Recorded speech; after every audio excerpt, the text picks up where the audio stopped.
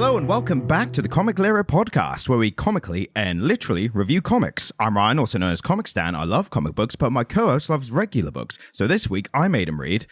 Ooh, hang on. There's something wrong with my notes here, because I seem to have down here a non-superhero comic. Thank fuck for that. I'll be honest, Ryan, right? I am tired. More tired than usual, specifically. Boys, I know you're all comic book nerds, so, you know, you're swimming in the ladies. You're all comic book nerds that listen to this podcast, so you must be swimming in the clunge. I can't believe I said that. It's less than a minute and you've already said fucking clunge. But if you are going to procreate and make little comic book nerds, be aware that your partner will spend the first 3 months unable to sleep, desperately uncomfortable, and throwing up. So I've not had a lot of sleep. And this morning, I remembered that I got to read something different, and it did pep me up a little bit. Well, glad to hear it. And as I was about to say, with me as always is my aforementioned patriotic co-host, it's Jamie. I'm not fucking patriotic. It's for the comic, it's fine. Yeah, I know, but that one's just an outright lie. Bearing in mind how many different things I've called you. And that's the one you take patriotic is where I draw the line. Yeah. Patriotic is where I draw the line. All right, he's not patriotic. I should have said traitorous. That would have been... Traitorous I would have gotten.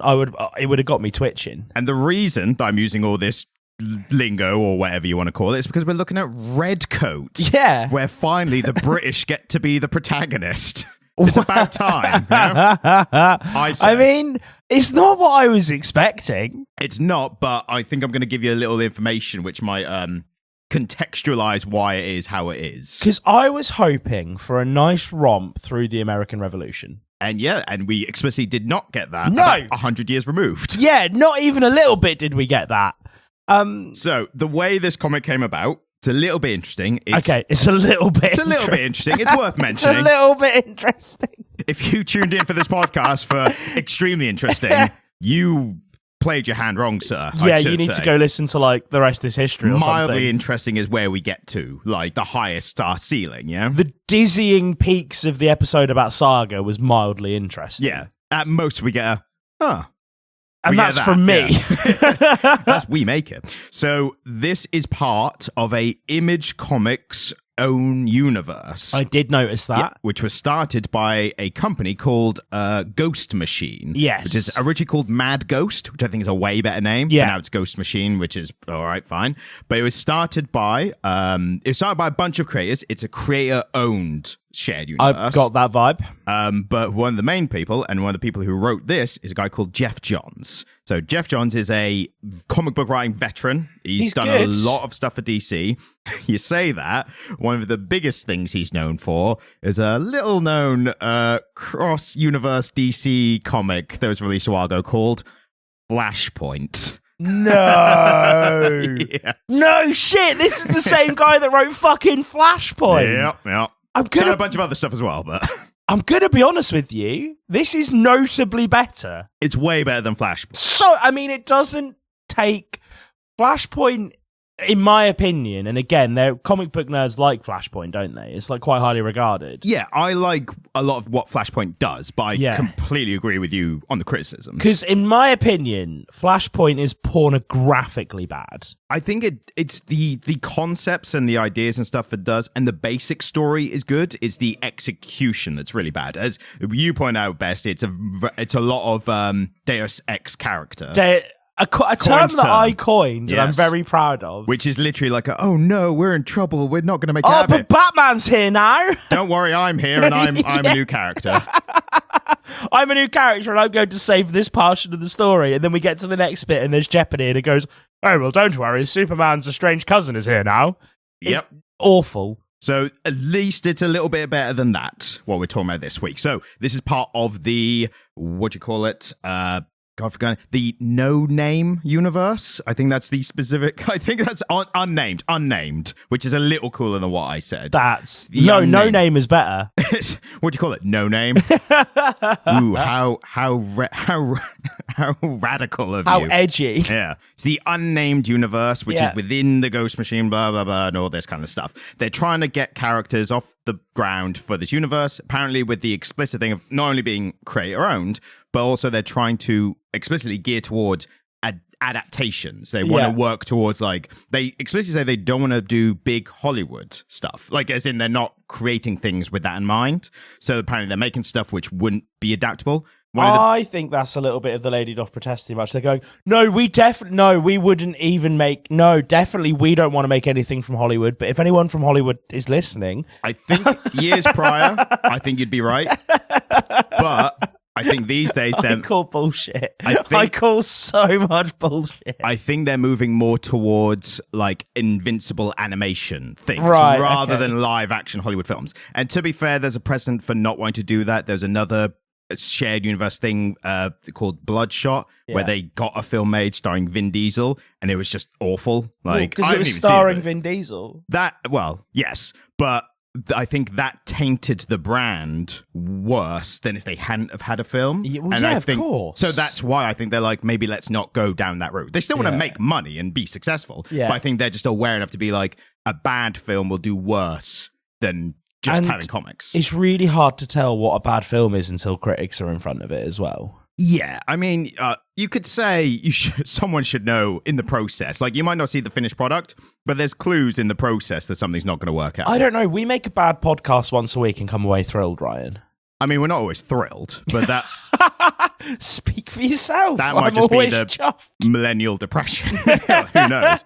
But yeah, and to be fair, at the end, maybe I'll talk about Thunderbolts, which I saw, and I think that's an interesting case of MCU kind of pulling their shit together and actually making something decent. Is it out yet? Yeah, I saw it earlier in the week, and it was really good. But I'll talk more about, at the end, like, why it's good and why they've been able to make that. I'm looking forward to that. I'm sure you will. And to be fair, if you leave, I'll just keep the podcast going and it's me talking, and I'll just pretend I'll ADR in you, just being like, yeah, yes, cool, sounds good point, interesting, Ryan. Mildly you interesting. know, if I turn to Ryan at any point and say, "Good point, Ryan," he's ADR'd it in from me saying it just then, because it's the only time it'll happen. You've said it before. I don't know that I have. Right, pull up the clips. I can't be asked. Maybe the editor will do it. So we don't. You're the editor.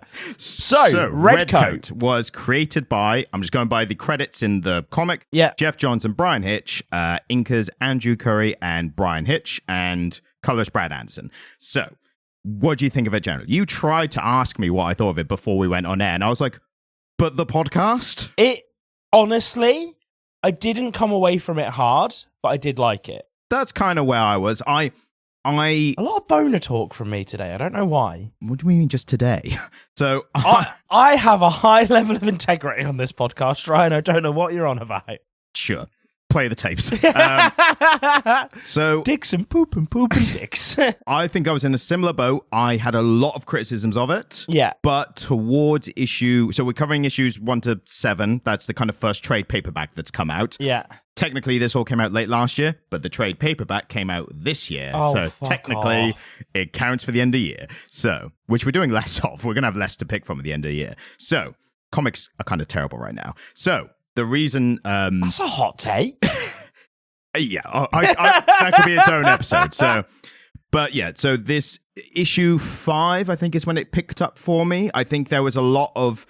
when Benedict Arnold appeared? No, he appeared way earlier. Oh, he did, didn't I'll tell you what happened in issue 5 that made me start to like it a bit more. Can I give us a roundup of what the comic's about? Wow. Oh, a rare occurrence, ladies and gentlemen. That I do this without prompt? Yeah, without wrestling into it. So, the premise of this comic book is that the founding fathers got hold of and were fucking with some Native American magic.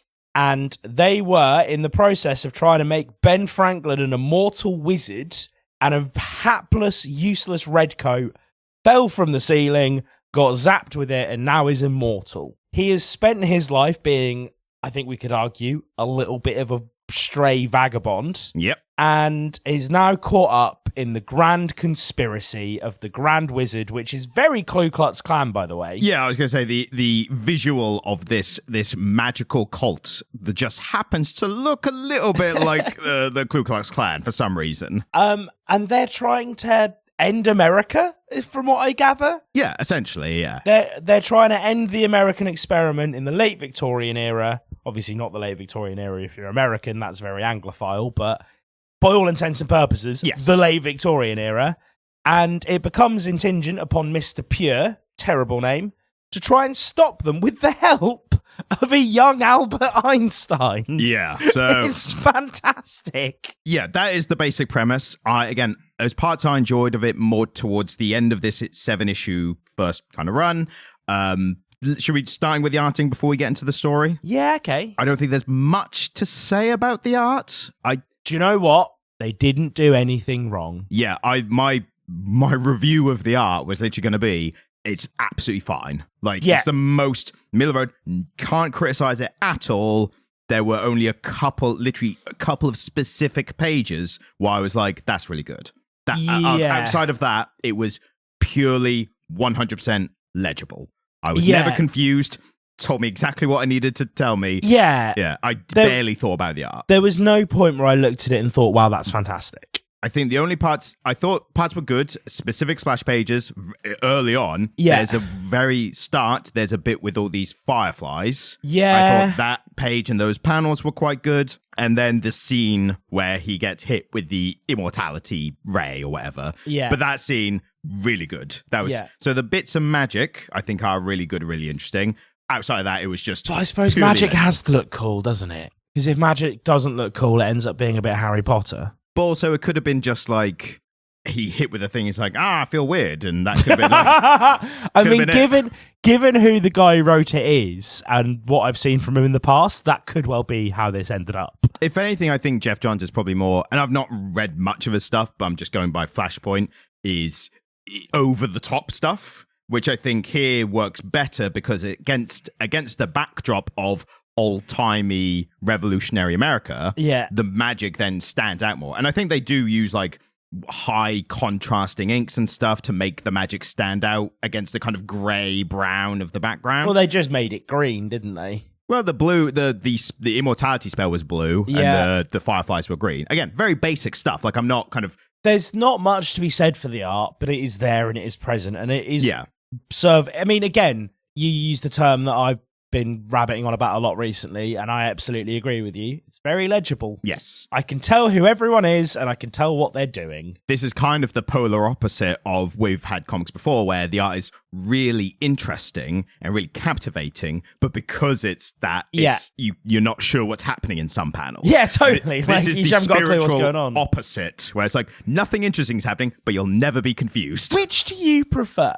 So if you're opening a comic book for the first time, would you rather the art was really out there and really fun to look at, but highly illegible?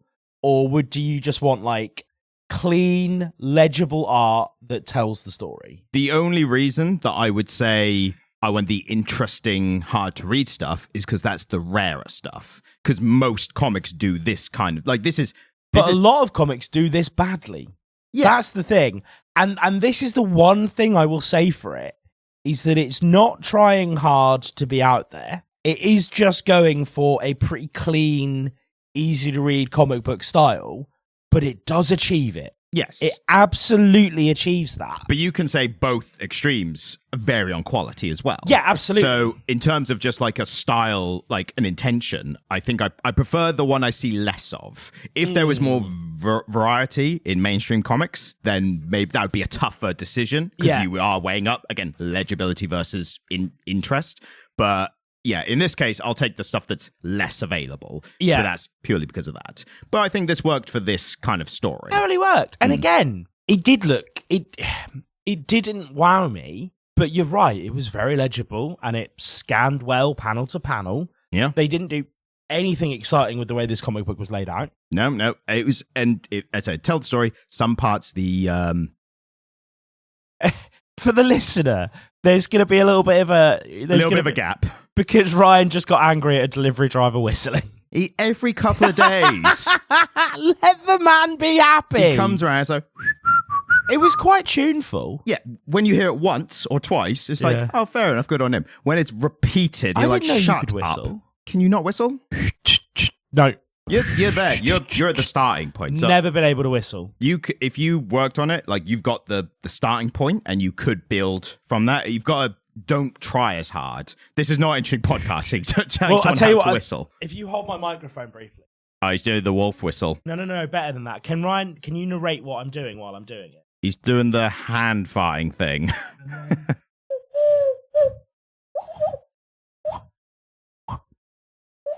Oh, God, I'm doing it badly. To me, it's still impressive. So that was a hand whistle with motions to reverb the whistling, which was pretty interesting. I've never attempted that. I can hoot like a pigeon. Yeah, that's pretty good. Can you attract pigeons with it? I can. Wow. Would you like to hear a fun story? All right, we're tangenting for a pigeon story, everyone. So, I was at a Jubilee party on my council estate. When I was a kid, it would have been maybe her golden Jubilee. Like, it was one of the many. We're talking in the mid-noughties, so whenever there was a big thing for the now long-gone Queen. And two blokes from opposite ends of the estate who'd never met each other were stood, and I shit you not, this fucking happened. They were stood around a barbecue, and they were talking, and one of them said, "Oh yeah, because I talk to the owls in the field behind my house every night." And he was like, "What do you mean?" He went, "Oh, I can do this." And he did the same owl call that I just did. And then the other bloke looked at him and went, "That's funny." So do I. And it turns out for months, these two blokes have been going into their back gardens and making owl calls at each other, thinking they were talking to a fucking owl. And that actually happened. I witnessed that conversation as a child, and it's still the funniest thing I've ever seen. There's going to be quite the turn, but I still think of Warren's saying that's like the really wholesome version of when two kids are talking online and it turns out they're both pedophiles.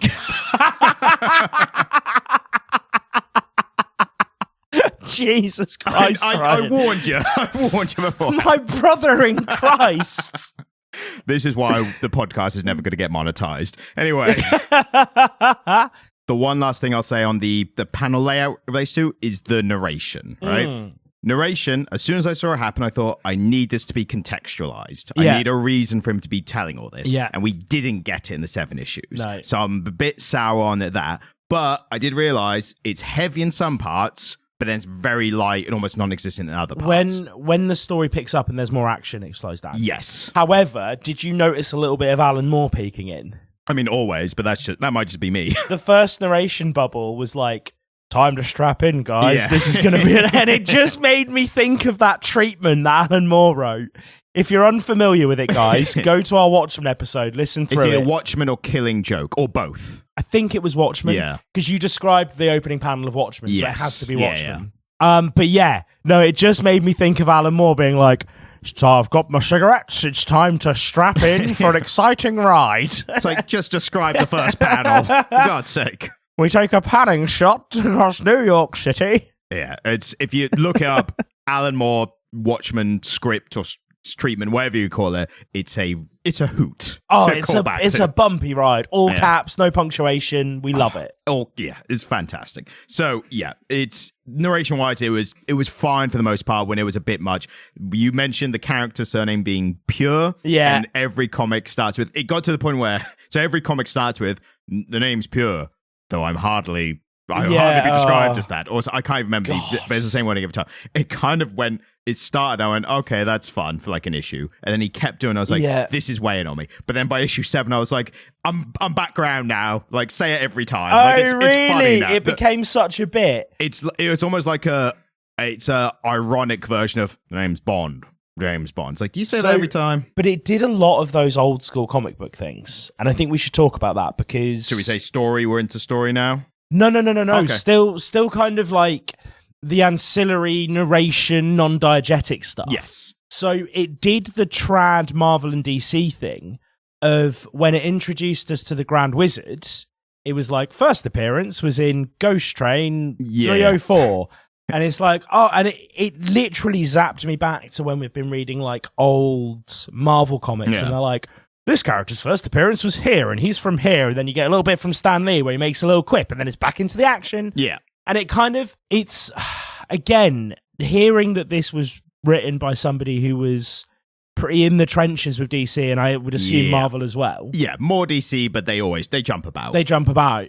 Hearing that this was written from somebody who really knows those conventions well, makes this all make sense. Yeah. And again, I don't know how I feel about it, because for me, Image Comics is meant to be fresh. Yes. It's meant to be The Walking Dead. It's meant to be Invincible. It's supposed to be comics that don't feel bound to the conventions of the big two. But of course, at a certain point, they are going to get writers on board who have written for the big two. Like, comic book writers are a relatively small and sort of, secluded community almost. Yeah. And so when we get an old school DC guy writing for Image, it's kind of like, it's a very Image Comics concept.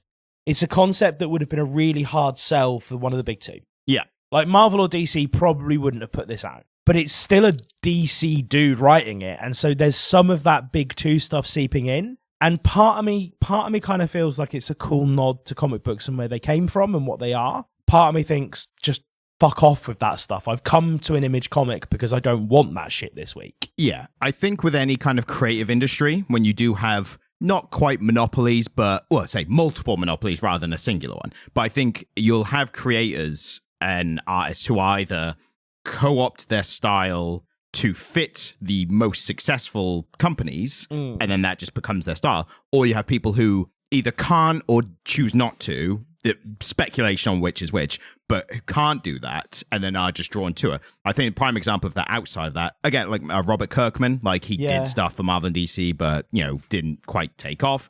Or even a Brian K. Vaughan, who has done Marvel stuff, but is most remembered for his stuff outside of that in Wired, Last Man, and Saga. So yeah, I think it's a really interesting point that you make, that like someone who's made their back off the most famous work being for Marvel or DC, they are naturally going to have that writing style, because that's what's you don't forget who brought you to the dance. No. Is the kind of thing. So if that's what makes you successful, you stick with that, don't you? And there are those little Marvelisms all the way through, aren't there? Yeah. And again, I'm not saying it's bad. I just have mixed feelings about it. I don't know if this is what it's very conventional. Yeah, and I don't know if I want that coming into an Image comic. Sometimes when I come into an Image comic, I want something that feels like Chew or The Walking Dead or Invincible. I want something that feels a bit fresh. Yeah. It's wild to me that those early issues of The Walking Dead still feel fresh to me, even though they're like 20 years old now. Yeah, well, I said they do a lot of stuff which just doesn't gel with, again, like the consensus monopoly styles of DC and Marvel. Yeah. But I think what's interesting as well is,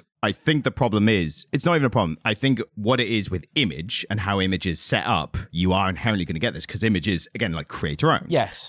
They get a wide variety of comics, so you are going to have stuff that really pushes the envelope and stuff where it's a creator, again, who is already a conventional kind of writer or artist, and they're just going, I just want to do this story because Marvel and DC won't do it. And this is the thing, isn't it? When a guy, what's his name again?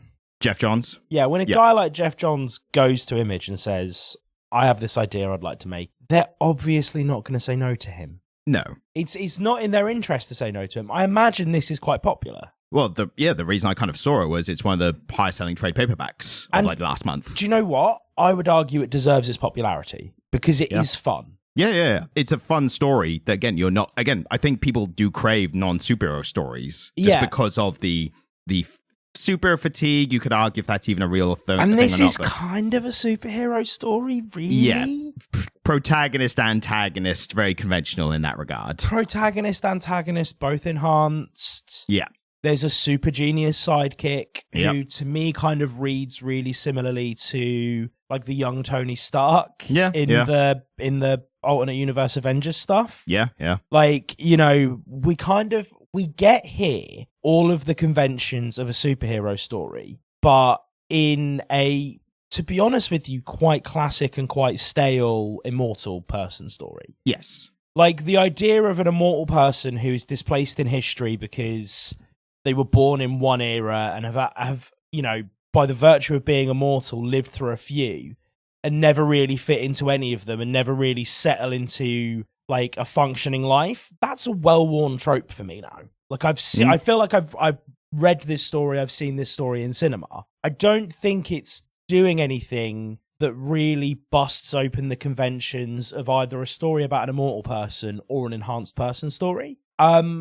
but it's still fun. It's still a really good representation of what you can get from both. Yeah. It's just not busting open the envelope of either for me. I think saying we've been in story now for a bit, so story started a while ago, but I think with this, the most interesting aspects of it are the historical stuff that it plays with. Yeah, totally. And I think it does do a good job of taking certain characters from the American Revolutionary War and giving us an idea of what they would be like if they had made it into that next kind of era of American history. Like, Benedict Arnold was a cunt. Yes. But then they play with that convention here where maybe he's not so bad and maybe the history is written differently to how it played out and stuff. I think for an American writer, portraying George Washington as anything other than a saint is a bold move. Yeah, he's still on the fucking dollar bill, mate. Yeah,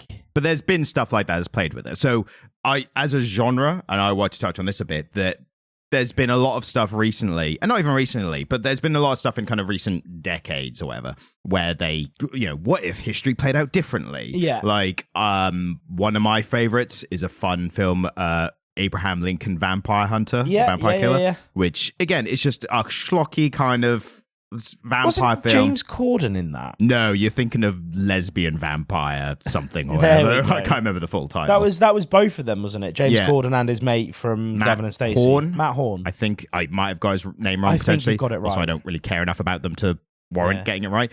But there's a lot of fun stuff there. With this, what this reminded me of especially is the Assassin's Creed franchise. Yeah, because that's a really good shout. With the Assassin's Creed franchise, what's so funny is, it's until someone points this out, when you go, oh yeah, they do that, is every time you've got this character who's part of this secret societies that's existed for thousands of years, and you go to their point and their time that they're living in, and it's always a really interesting point in time, just so happens. It's always like, prime example of the week is the one of the Ezio from like the I can't remember the time. I can't remember the time that it takes place.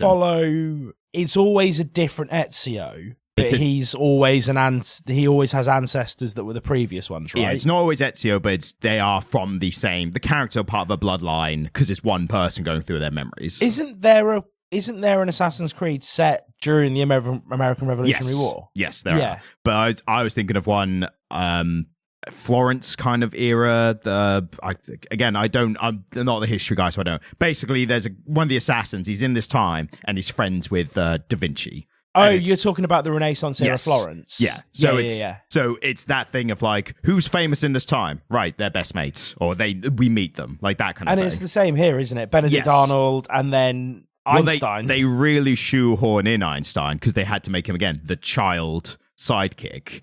And with this as well, like, it's one thing that you just have to get whoever was around at the time, outside of the whole characters who are immortal kind of thing. But also with Einstein, it's like, well, he's a genius. So, let me guess, he learned English in 2 days?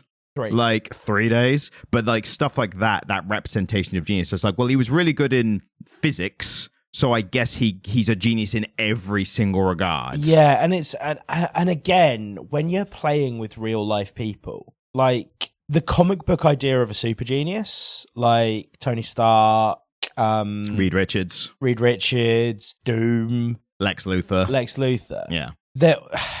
Their intelligence is almost like an enhancement. Yes. Whereas that's not how this shit works in real life. No. And it's okay when you're creating these fantasy characters. I think it hits a little different when you're saying, oh, well, Albert Einstein. It's like, well, Albert Einstein actually had quite an interesting journey to get to the point he got to. And, for a lot of his life, he wasn't really considered a genius. It wasn't until he really spent many years studying and learning things and, really got into the weeds of, his field that he then did things that have now meant he's been remembered as this great scientist. And again, it's not bad, and I liked seeing him. I enjoyed him. He was a fun character. He was a really fun character. He was, resilient and sort of the butt of a lot of jokes, but then that played off against the fact that we all are in on the joke that kid is going to become Albert Einstein, right? Yes. And they pay it the fuck off in the 7th issue. Yes. The 7th issue was my favorite issue. Should we save that for the end? Because I think that's a nice thing to... Because I think that's one of the highest points of it. And It's my favorite issue. Yeah, and I want to end on a high because I'm going to criticize this a lot. So okay, yeah. Let's because issue 7 for me was the standout. It was really good, yeah. Yeah, no, totally. Yeah. I think with this, again, with Albert Einstein, again, they're just like, he's a genius. The name Einstein is synonymous with genius. Like, I get that. All right, Einstein. But I think with me, I'm a pedantic curmudgeon with stuff like this. Like we've had stuff before where I've been like, that didn't make sense, or that's really contrived, and you've been the one kind of like, well, if it's fun, then just enjoy it. I'm more strict on like story and stuff than like you are with and you are with art. Yeah, I think that's the place we have here. So with this, him just being a genius. So to introduce him into the story, the reason he's there in the first place is his sister has visions and saw the vision of America burning to do with this character, Mr. Pure. I can't remember his first name. And then he goes and digs him up, doesn't he? Yeah, exactly. So to introduce him in that way, I'm like, fine. It's not a great way. Like, it's very contrived in itself, but like, it's part of this magical universe. So whatever, fine. And it just so happened that Albert Einstein is the one whose sister's having these visions. Yeah. But when you get to the stuff of like, he learned English in 3 days, like, I know I'm sticking on this point and it shouldn't really matter that much. Okay. But this is where it becomes like, well, genius doesn't work that way. That's really contrived. He's not magic or anything. Yeah. So if you're asking me to buy into this world of like, here's all this magic stuff is happening, that's the rules of the world. Fine. Albert Einstein just so happened to turn up and he's learned English already at age 8 or 12 or whatever age he is in 3 days. I'm like, that's all right, fine. Like, I don't like it, is what I'm saying. I think it's massively contrived for a world where there's magic. And the reason I'm talking around this point is, like, you made a point, I think other people make it as well, where they say, well, it's a magic world, who cares? And I'm the one who's like, no, the magic is established. I definitely didn't say that, because I'm with you. Yeah, no, I think you agree, but like, you made the point of, I think it's, people say, you'll hear it a lot where people say, like, when people argue about the whole Superman, like if, like, Superman's Clark Kent, he hides the thing, whatever, it's like, fine, that's established in the universe. But when something happens where, like, in the Superman film, the 80s, he had a magic ray that rebuilt walls or whatever, for comic book nerds to be like, he doesn't have that power, and for average people to be like, well, it's a magic world where he flies and has super strength, like, why does it matter? And we have to make this point like, no, they've set the rules of the universe, you can't just add new stuff in. And I think the real charm of enhanced people stories for me is where they do have a really strict understanding of what the rules of their world are. Yes. And those limitations become story points. Yeah. And you know, they don't just explain away plot contrivances with, oh, but it's magic. And so actually, a story where any character has unbounded power or levels of intellect just to keep the story moving, for me, like, it makes it a less impactful enhanced people story. What I want is to see these enhanced people have limitations on their power, or to have trade-offs that have been baked into the world in a really interesting way. Yeah. And then to see people make interesting use of their powers, as opposed to just, I am Albert Einstein and I have learned English in but 3 days, Mr. Pure. And you know what would have been interesting is if in this comic, as an added setback for the story, is if he wasn't fluent in English. Yes. That would have added a bit. And they kind of played with it, because he spoke this heavily accented English. Oh, heavily accented. And everyone, and you know, people kept taking the piss out of it. And I'm like, well, instead of having a bit of Germanophobia, which would have been appropriate for this would time, have like, absolutely been appropriate for this time. Yeah. Although that being said, there was a lot of German immigration to the US in the late Victorian era. Yeah, but I think there was xenophobia with any new group that turned up. Like, people forget, compared to nowadays, there was a time where there was extreme racism in America to the Irish and the Italians. Yeah. Now it's like, well, you're white, so it's fine. Do you know about the signs they used to have in bars and restaurants? Yeah. No blacks, no Irish, no dogs. No dogs, no blacks, no Irish. Yeah. And there's a comedian I used to know in London, had a great bit about that. It's like, how times have changed. People fucking love dogs now. But yeah, I fully agree with you that actually it would have been a way more fun story if the thing around Albert was that he spoke broken English. Yes. And so I mean, have you ever had this where you've had a conversation with somebody where you don't have a shared language and you know that they're like a really intelligent person, but you're struggling to communicate with them because you don't have a shared language? And it's this weird, broken, fragmented conversation where you're like, I know I'm not getting you. I'm not hearing you because I know you're really fucking clever, but also we just don't have a shared language. Yeah. So we're speaking like between the fragment of French that I have and your broken English kind of thing. And that would have been way more interesting. I've had the thing where, not quite that, but I've had the self-realization where I think earlier in life, it's very easy in a really ignorant way where someone speaks broken English and you almost have like just an immediate response in your mind of like, bloody hell, it's not that hard, it's English. You have to kind of self-actualize internally to be like, the fact they speak any other language is amazing because I only speak one. Like, if we were having this conversation in Romanian, I'd be fucked. Yes, and I think that takes a little bit of learning to remind yourself, like, why I'm trying to learn Spanish, and it's muy bueno, and that's why that's a big realization of like, if you speak any English and you can like order stuff or have like even part of a conversation, you're incredibly impressive to me. Because I'm learning French, right? Oui, merci. And if I went into like a French bar now and went, I don't know, like, un demi, s'il vous plaît, a French waiter would look at me and go, "You're speaking English, yeah." And it's like, and I'm actively learning French for a reason. Yes, like I'm actively trying to learn French so that I can. There's life reasons that I need to be able to speak French. And yeah, like the idea as an English person, this is maybe less relevant for our American listeners or our listeners outside of the UK. For reference, for anyone that's not been to the UK, we are filthy heathens who only speak one language. Yes. Yeah, and I think Americans would get that to a certain extent. No, the level of Spanish spoken in America is phenomenal. Yeah, but parts of America are like... Well, actually, there's an interesting class divide, because what you find is that working class Americans end up working with Mexicans a lot. Yeah. Because of the way that the American economy is structured and the way that the American establishment treats Mexican immigrants, migrants... Yep. Expats. I don't really like the term immigrant. I find it a bit offensive. I think migrants is close enough. Better. But they're not really fucking migrants because a lot of what is America is actually fucking Mexico. But that's beside the point. Yeah. Then it's how far back do you go? But if you're a working class American who works in like, I don't know, hospitality or construction, the likelihood is you're working with a lot of Mexican dudes and you're picking up a lot of Spanish.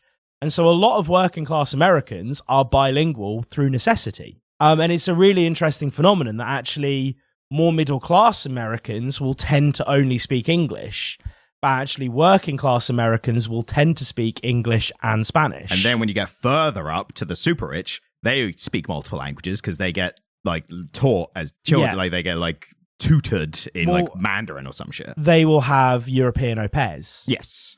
So really rich people will just pay a fucking European teenager to come and live in America and teach their kids French. Yeah.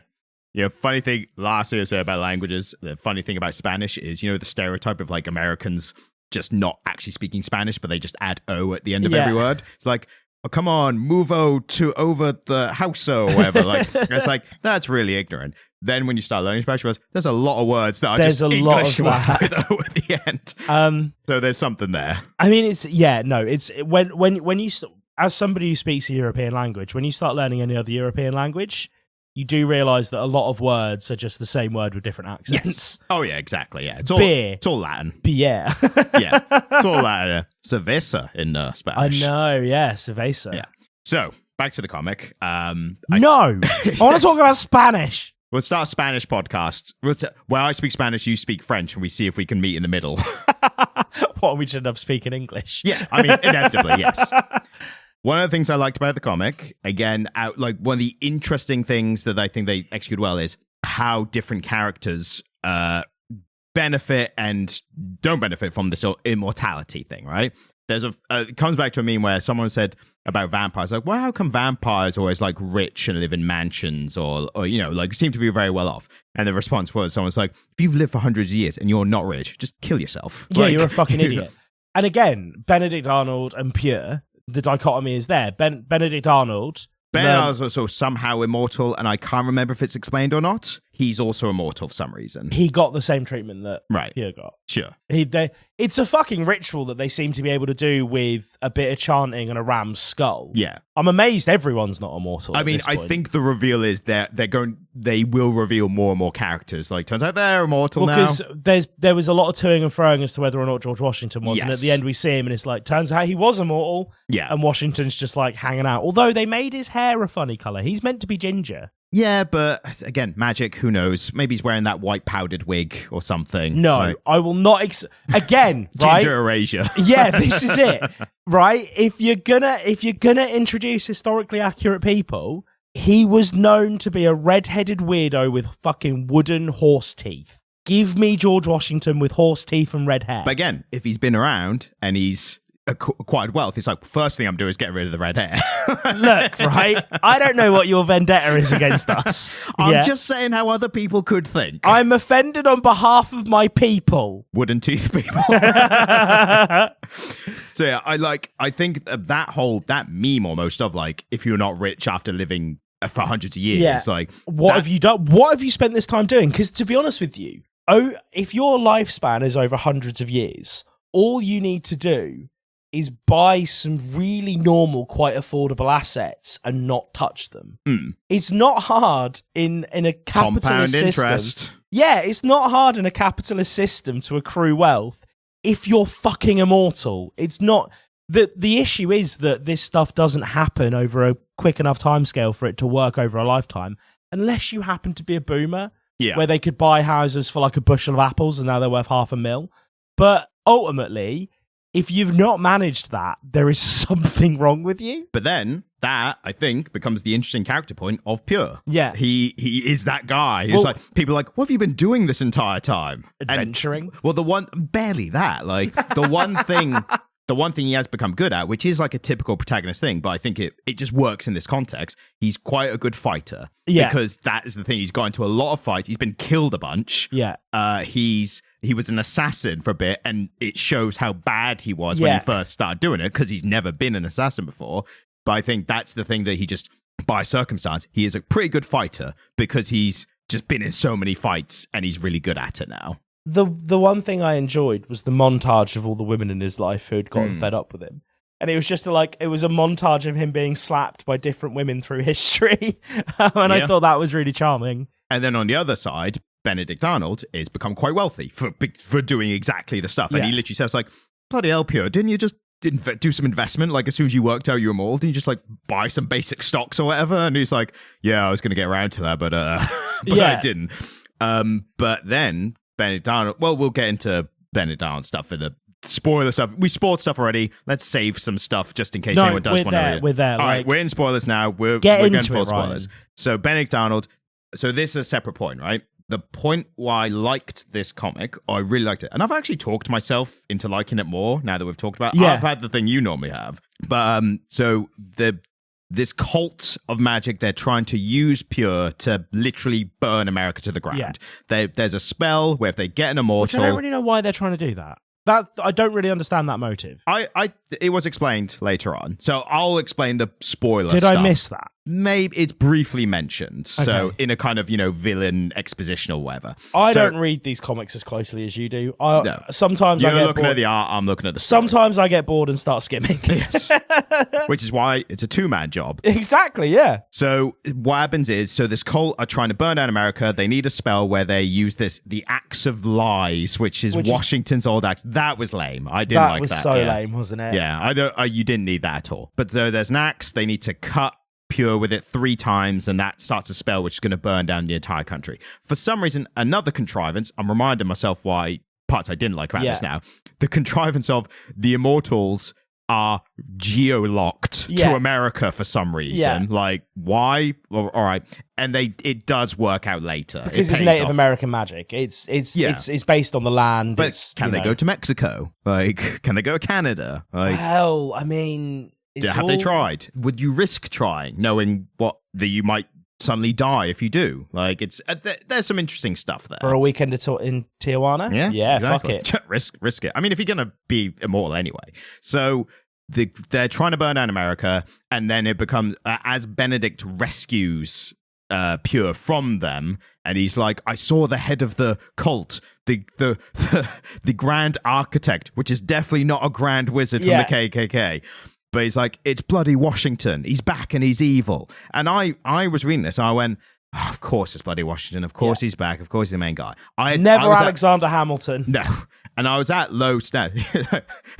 I'm trying to think of a Hamilton reference. I'm back, and starts singing. I'm back. Not throwing away my shot. My name is Hamilton. I'm here to say.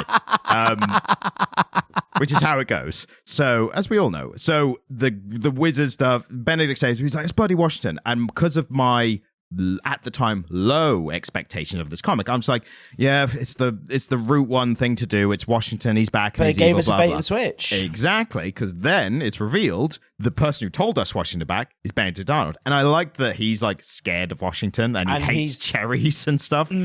But then it turns out it's Benedict Arnold. Yeah. And he betrays Pure. Yeah. And at that moment, I went, I should have seen that coming, and I didn't. Because some of the negative aspects of the comic and the execution lowered my standards. So this then went, oh, I should have seen this coming. That's quite cool. That was issue 5. That's why I liked it. That's where my enjoyment of it went up. Because I was like, you got me. You tricked me. I deserved it. I should have seen it coming. I didn't. I'm on board I got now. hoodwinked. Exactly. So Benedict Arnold is now revealed to be the grand architect and all that. The reason he's trying to burn down America, in a little bit of villain monologuing, he basically says, this was built on Washington and the founding fathers' architecture of the country. I want to burn it down, and then I'll be the one to remake it in my image and how I want it to be. Right. So I missed that. I skimmed past that. And then at that point, then when they have this kind of epic fight on this burning ship at the end, it's, again, another little smart bit. They're literally burning down the land of America. So they're doing it from a ship where it's not going to be affected by the fire. And I was like, that's smart. Like, that's thoughtful. That makes sense. Yeah. And then they're having this fight. And I'm like, Pure's going to fucking kick his ass, because Pure's actually the one thing he's done is learn fighting. And then reveal Benedict Arnold's like, yeah, I've been learning martial arts and combat at this time. It's like, well, yeah, you would, wouldn't you? I've actually learned karate. Yeah, makes sense, actually.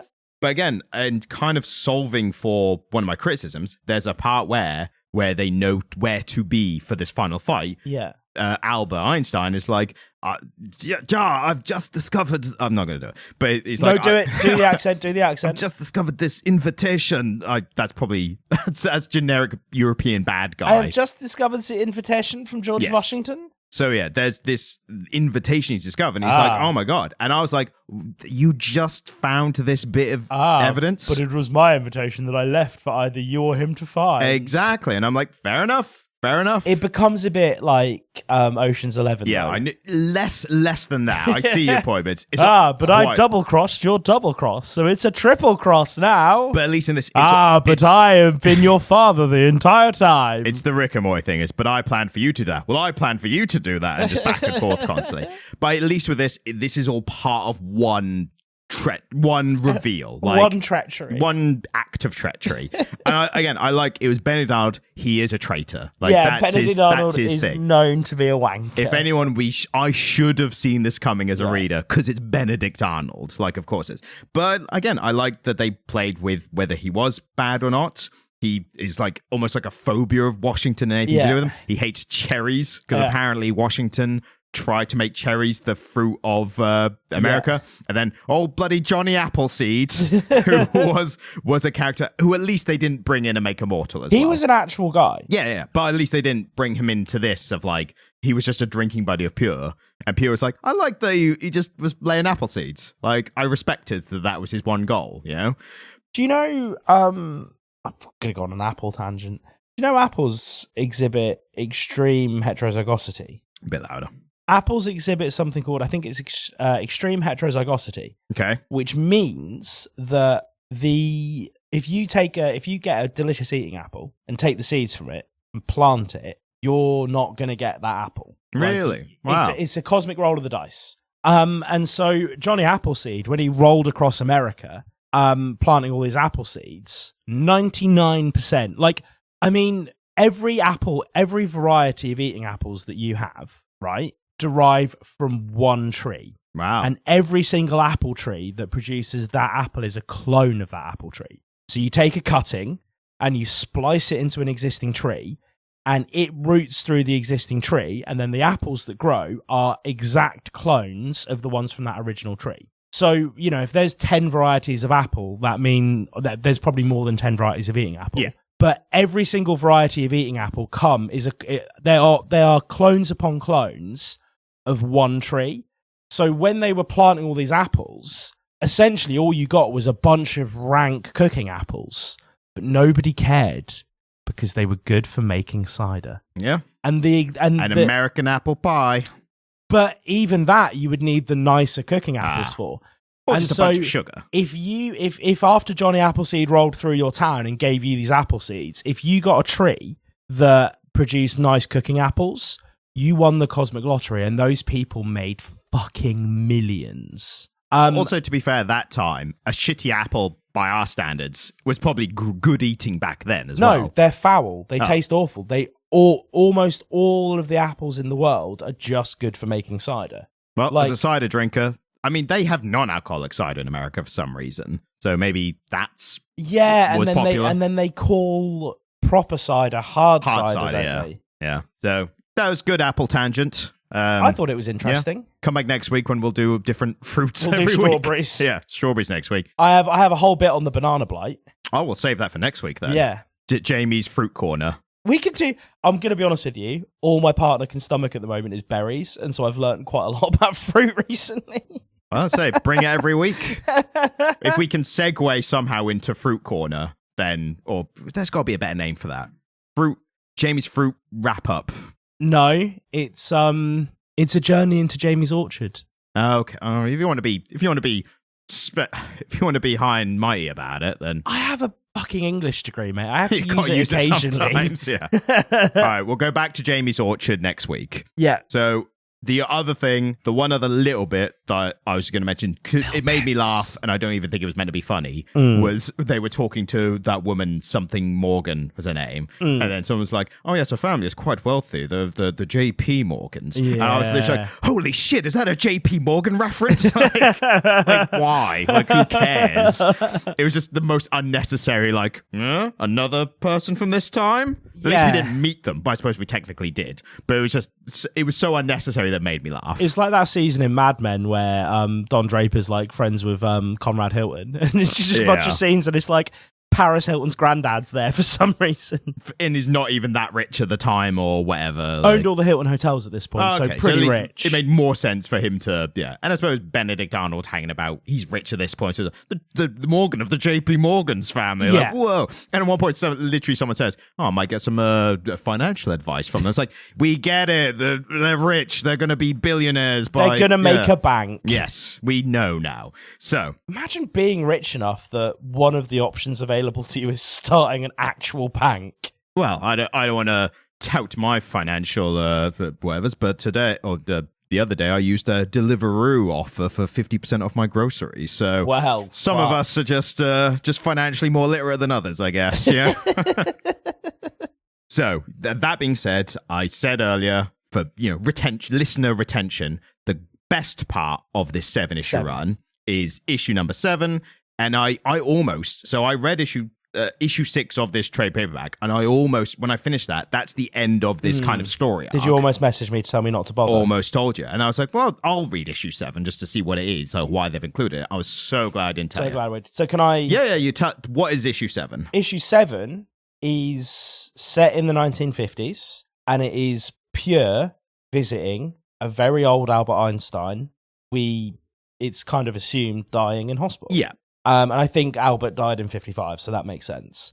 And it's this beautiful conversation between them, and I think it really highlights Because there's a point where I actually read some of the epilogue stuff after the issues. Oh, okay. And it gave you a bio of Benedict Arnold, and it's like, has remained 35 for all of this time. And I think this is part of what is charming about Pure's character, and actually what redeemed the kind of, for me, the sense that, how has he gotten to this point in his life and not achieved anything? And it's because they remain in arrested development at the point where they became immortal. Yeah. And so Benedict Arnold still has all of the arrogance and the ambition of a man in his 30s. And he's never progressed past that. And Albert Einstein says this really beautiful thing where it takes, this is the issue with immortality, is that it takes a few decades of life for you to be wise enough to reflect, but you've remained a young man. I see you as a son. Yeah. And I was like, wow, that's so beautiful. Like, the idea that because they're immortal and they've remained always the same age, they've never matured. But then I think the question becomes, is it they're incapable of maturing, or is it the kind of human condition to not mature when you're not growing? And then the question becomes for the character Pure is, can he still mature? Yeah. Has he? Like, maybe he has, and he's denying it himself because he kind of hates himself. He thinks really lowly of himself. How can you progress at all if your opinion of yourself is already quite low? Yeah. And I thought that issue was really lovely for that reason. I thought that issue was so great in all aspects. Like, obviously the art's the same, but it starts with just like barely any talking, no narration. Pure just gets up, he gets his jack on, but he's making himself look his best. Yeah, he shaves. It's all kind of, it's laid out almost like a Breaking Bad, Better Call Saul. They do like these long extended points where you're like, what's happening here? And then when it's revealed, you're, oh, that's why it's important. And then he gets out, gets in a cab, and he's like, I saved for months for this. Yes. And the guy's like, buddy, we're in the general, like, all right, general, where are we going kind of thing. Well, yeah, he said, oh, well, where are we going in that get-up, Redcoat? Yeah. And then he goes to a bar, and he just by himself, he gets a pint, and he doesn't even drink it. He's just kind of sitting there with it. And all this time, you're like, what's happening here? What's he doing? But for a comic that's done that kind of Marvel DC over the top, like, quick, we got to go here and get the thing. And, a new character's just arrived. And it's just it's very loud. It's very busy. It suddenly becomes very, it kind of, I rewatched Master of None recently, and it put me in mind of that, where everything's very slow and meaningful and ponderous. Yeah.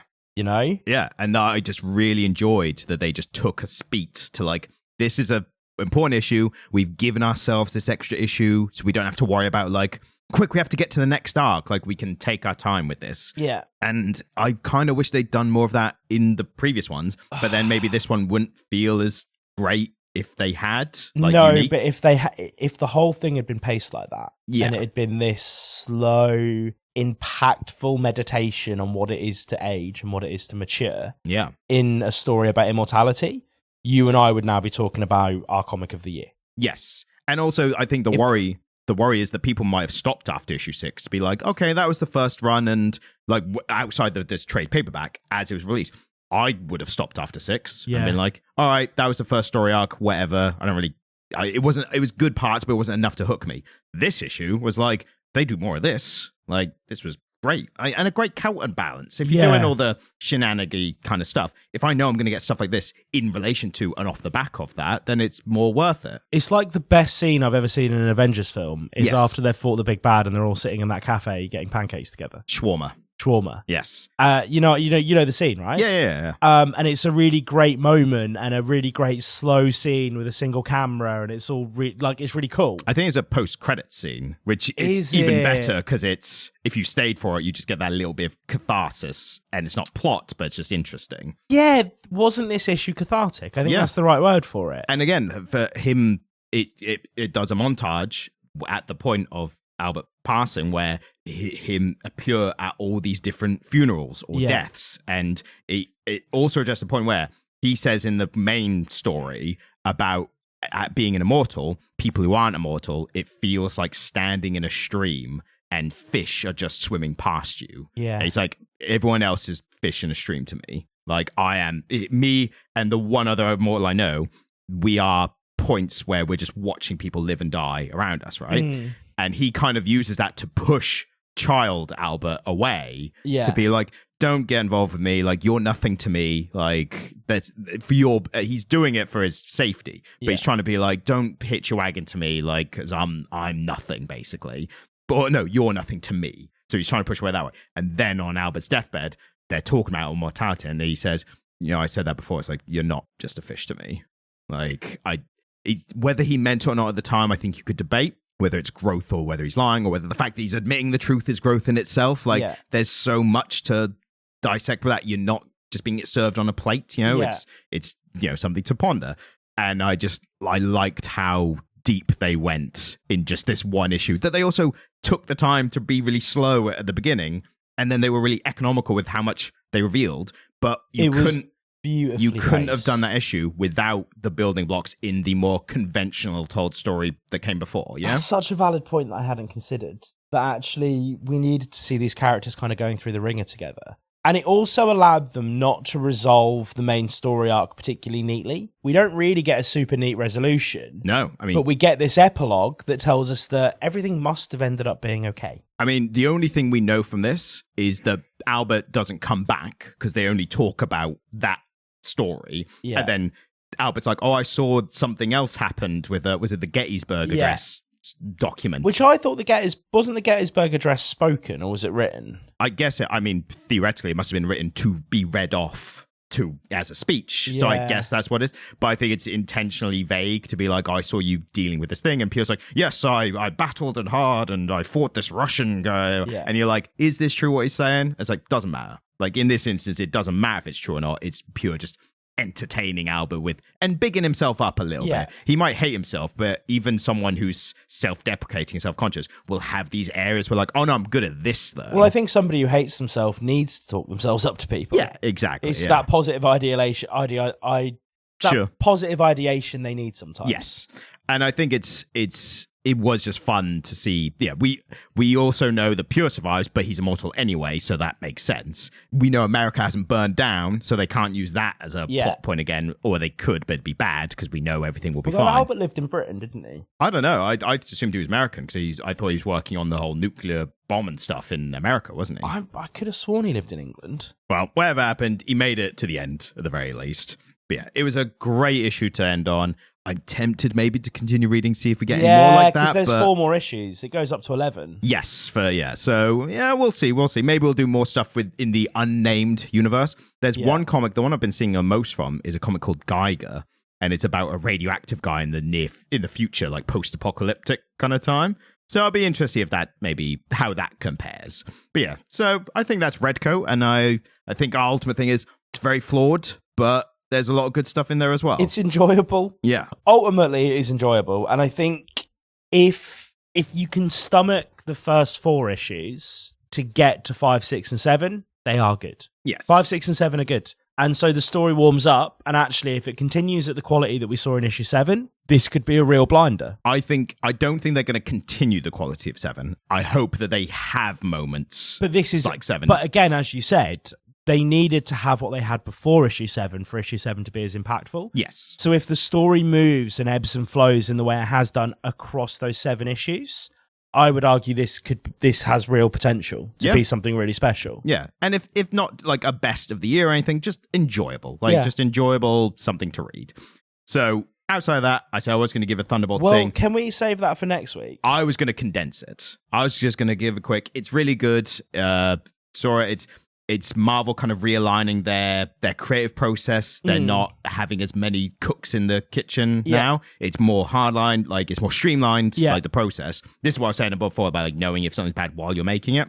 They had an idea, they stuck with it, and they actually followed it through rather than changing stuff too much longer. So you liked it? Yeah, it was really good. It was people saying compared to like Endgame or any big Avengers stuff, that's wrong because that's not this film. Was it a good Iron Man 1? Yes, yeah, but more of a Suicide Squad team up, but it's not an Avengers team up. It's their own team up. And again, I think this is the thing with the Marvel universe is that we got to the end of that first phase and the stories got really big. Yes. And actually, what people forget is that to get there, we needed the first Iron Man film, we needed the first Thor film, we needed the first Captain A film, right? And so they're kind of looping back to the start of that cycle. We've got another decade until we get to the big films again. If they do it right, we've got a decade to live with and like these characters. So they're not doing it that way. No. We're getting Doom and Secret Wars, I think, in like 27 and 28 or 28 and 29. They're just going to fuck it up again. Well, but they've got a basis. Like, they don't need to do an entire phase 1 again. They just need to do the continuing stuff good. And that's the new challenge for them, is they need to just keep it going. Again, just a more streamlined creative process, have an idea from the start. What's good about Thunderbolts, not only is it really funny in parts, but it's also really good, like, characters and metaphors for certain things. So you've got one character, without getting too many spoilers, you've got one character who's dealing with like almost like a manic depression, where they're kind of going through the motions and they're just doing day-to-day stuff, or what's day-to-day for them, but they don't realize maybe that they're severely depressed. Like, they're getting nothing out of this day-to-day stuff they're doing. You've got one character, the way they do Sentry in it is really good, because he is actually, it is like a bipolar thing. Like, he's given these kind of, so spoilers for Thunderbolts if you haven't seen it, but whatever, like, you've been warned. With Sentry, instead of him being like a schizophrenic thing, it's a bipolar thing. So it's, the powers make it a bit more like Sentry in the Void. But he, even before he had the powers, he talks about like, I'll have these really good days where everything's great and I'm on top of the world, and I get these really dark days. And that kind of becomes like these two characters of him as a Sentry and him as the Void.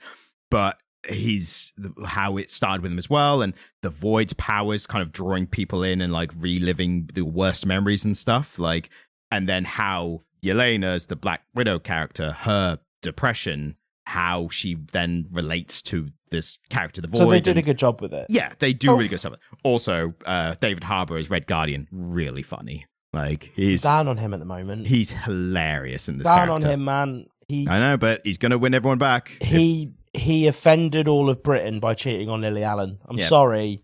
She is an icon. She is a crown jewel. And I know she's expatriated to America, but she is a British icon. You, as an American man, can't be cheating on British women. Well, sorry. The problem is, like we've always said with stuff like this, if you're very talented to the point where people like you, they will forgive you for a lot of shit. And I think this is that thing. Yeah. And I just think as a community, the British, we need to get behind Lily Allen and dislike David Harbour for a bit. Unfortunately, and this kind of ties back into the comic and everything, in terms of my patriotism, it is definitely below my love of my Marvel books. comic book fandom. So if you do well in a Marvel movie, and if you're really good in an MCU movie that's revitalized the franchise, I'm like, he could commit murder. You could burn a Union Jack in front of me, sunshine. Exactly. So sorry, Lily Allen, but be good in a Marvel film. Should I take that out? No, you've fucking said it now, mate. Come here. I'm going to send that to Lily. Yeah, celebrities and their problems. Be in Marvel films, and then I'll care. Anyway. Thanks very much, guys. Thank you, goodbye. And thanks for listening. If you enjoyed this episode, then please subscribe to get notified of our future episodes as well. And if you're feeling particularly generous, then please leave a 5-star review on whatever podcast app you're using. If you'd like to get in contact with us, then send an email to comiclit@gmail.com. You can also watch videos by me on the Comic Stand YouTube page, which is linked in the description. Thank you, goodbye.